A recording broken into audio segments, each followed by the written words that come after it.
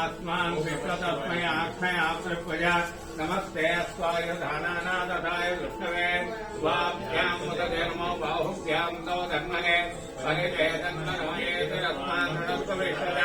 अलोयेषु दिष्टवारे अस्मिन् निदेहितम् नमस्ते स्वभगवन्विषे महादेवाय त्र्यम्बकाय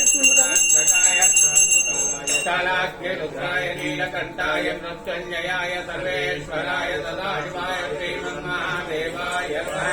नमो हिरण्यवाहवे नान्यदिशाञ्जपदये नमो नमः वृक्षेभ्योऽर्केभ्यः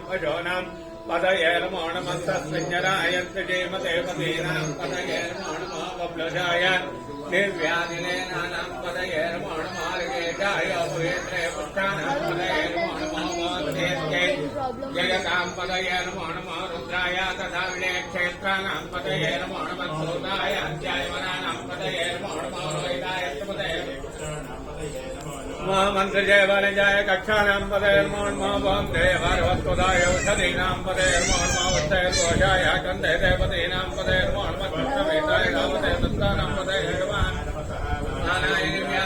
व्याधिनीनां पदये नमो नमः तकवाय निषङ्गणे स्तेनानां पदये नमो नमः निषङ्गणे तस्कराणां पदये